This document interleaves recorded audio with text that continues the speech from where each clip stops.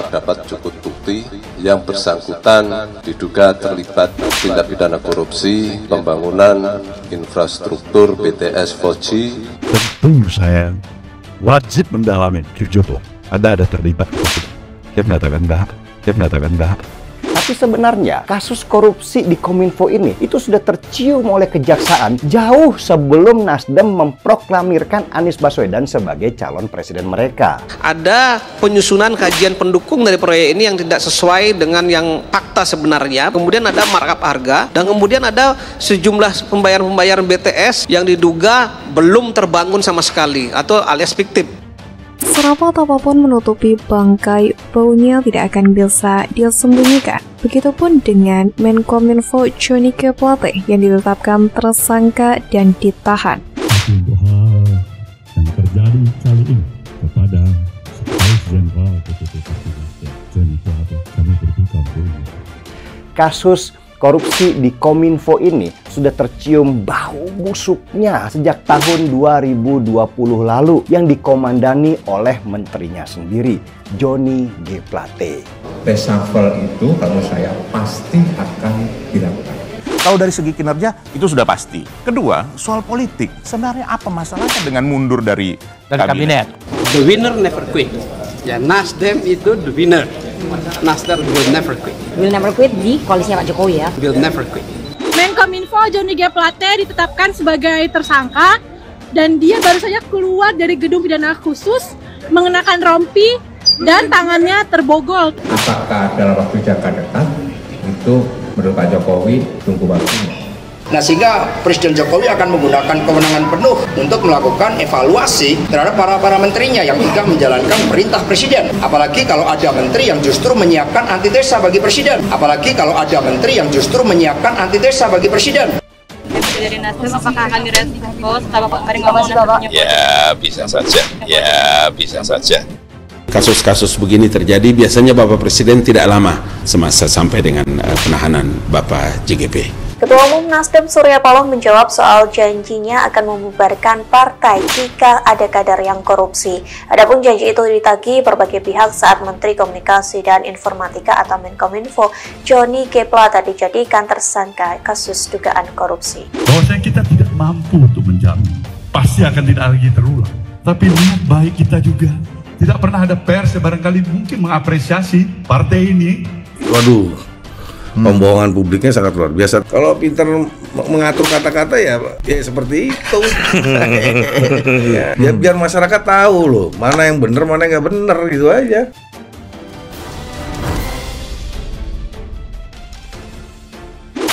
Sungguh malang nasib Menteri Komunikasi dan Informatika atau Menkominfo RI Johnny G. Plate yang juga Sekjen Partai Nasdem itu. Selain itu, jadi tersangka dan ditahan dalam kasus korupsi, ia juga bakal didepak dari Kabinet Indonesia Maju. Meski isu perombakan kabinet terus menguat, namun sampai detik ini Presiden Jokowi tidak memberikan respon positif. Alhasil reshuffle kabinet pun tidak dilaksanakan hingga saat ini.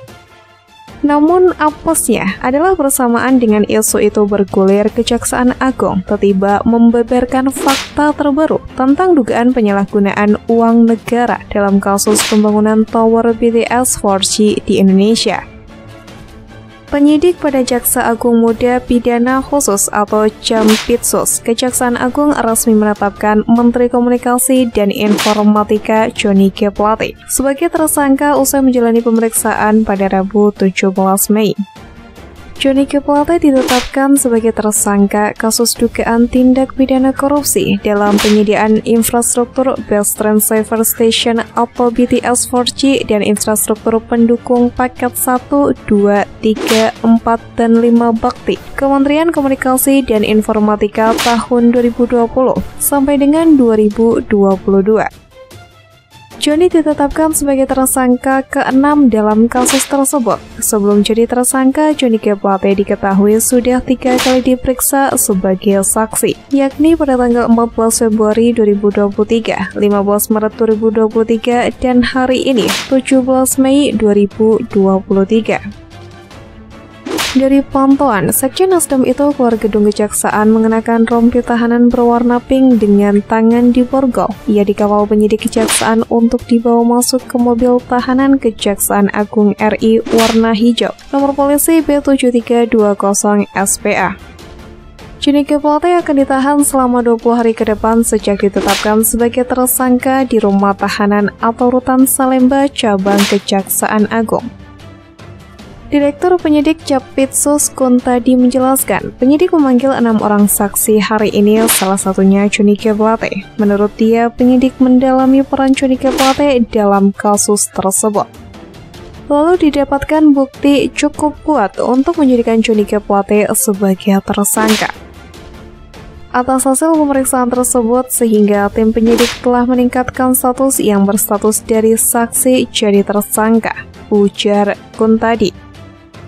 Sementara itu, berdasarkan hasil klarifikasi evaluasi terhadap hasil-hasil pemeriksaan dari Badan Pengawasan Keuangan dan Pembangunan atau BPKP RI, menyebut kerugian keuangan negara dari proyek tersebut sebesar 8,32 triliun.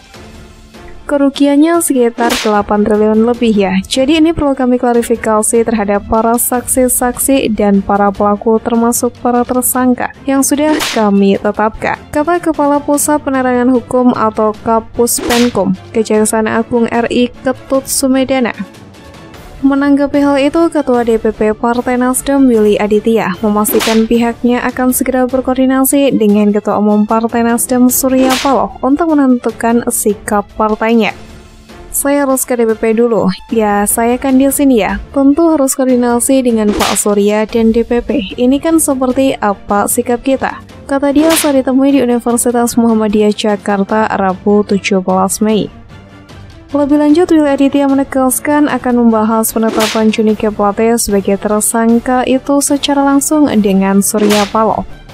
Kita akan rembuk rapat dengan Pak Surya, ujar dia. Kemudian, ada Bendahara Umum DPP Partai Nasdem Ahmad Saroni yang mengakui kasus yang mendera Johnny G. Plate bakal berpengaruh terhadap pihaknya di pemilu 2024 nanti. Namun Saroni memastikan partainya tetap melakukan yang terbaik untuk mengatasi masalah tersebut. Partai berpengaruh, kami berupaya yang terbaik dalam koridor yang tepat dan mudah-mudahan badai berlalu dengan cepat, kata Saroni saat ditanyai awak media di Kompleks Parlemen Senayan, Jakarta 17 Mei. Saroni enggan menduga terdapat nuansa politis dalam kasus hukum yang menjerat Johnny G. Plate, meskipun saat ini masih terjadi dinamika menjelang pemilu 2024. Arah politik Nasdem pun memang berbeda dengan Presiden Jokowi, terlebih kata Saroni penetapan tersangka terhadap Johnny G. Plate tidak instan. Ia merasa status tersangka Johnny tidak ada kaitannya dengan politik menuju 2024. Saya rasa ini bukan terkait politis, tapi memang latar belakang hukum yang berlaku kepada JP telah ditetapkan, kata Wakil Ketua Komisi 3 DPR RI tersebut.